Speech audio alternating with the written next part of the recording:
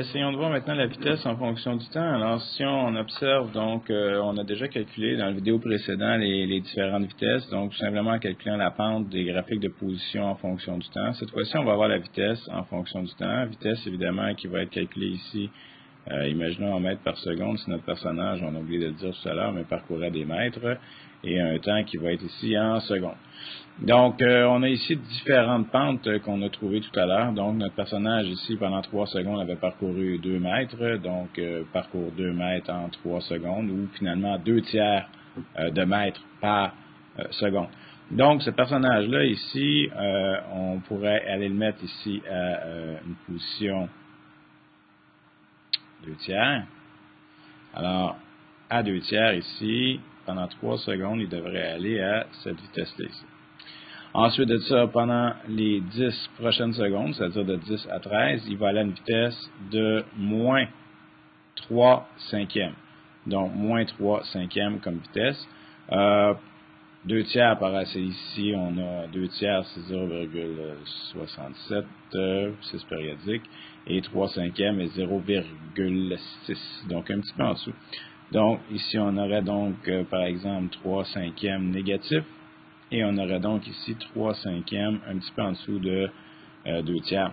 Donc, cette fois-ci, notre personnage de 3 va passer d'une vitesse de 2 tiers à 3 cinquièmes. Et ici, à 13, va passer d'une vitesse, si on veut, de 3 à une vitesse de 3 cinquièmes. Donc, on a nos vitesses ici, vitesses qui sont constantes. Donc, on a des droites ici de cette manière-là, horizontale, pour une vitesse constante. Ce qui nous donne une accélération durant chacune des périodes ici qui est nulle. Si on voulait faire un graphique de l'accélération en fonction du temps, l'accélération ici est toujours nulle. Le personnage n'accélère pas, il va à vitesse constante. Donc, voici le graphique de la vitesse en fonction du temps. Ce qu'on peut découler de la vitesse en fonction du temps ici, c'est que si on observe l'air sous la courbe ici, donc pendant 3 secondes, si on regarde l'air sous la courbe, donc c'est un rectangle, 3 fois 2 tiers me donne 2. Ce qui veut dire que pendant cette période-là ici, mon personnage va s'être déplacé de 2 mètres. Donc, pendant les 3 secondes, le personnage se déplace de 2 mètres. On peut le retrouver ici de cette manière. On ne peut pas connaître la position initiale, mais on sait que si la position initiale est ici, on sait qu'il va avancer de 2 mètres. S'il était parti d'ici, il aurait avancé de 2 mètres en 3 secondes. Donc, on n'a pas l'information de la position initiale, mais on sait de combien il se déplace.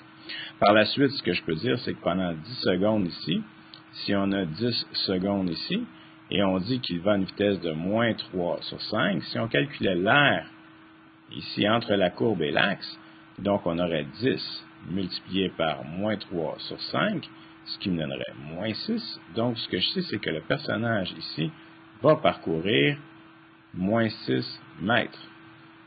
Et si je m'en viens calculer ici l'air sous la courbe, mon personnage est donc parti d'une position ici de 2 pour se rendre à une position de moins 4, donc il a baissé de 6 ici. Et ici, par exemple, s'il part de moins 4 pour se rendre jusqu'à 5, on voit qu'il a parcouru 9. Comment le retrouver ici? Bien, ici, tout simplement, la distance ici qui était 15 secondes, multipliée par, si on regarde l'air qui est ici, donc multiplié par 3 sur 5, on se rend compte que 3 fois 3 nous donne bien 9. Donc, on sait ici qu'il a parcouru aussi 9 mètres. Donc, 9 mètres ici, moins 6 mètres ici, et ici, si on le met en vert aussi, donc 2 mètres.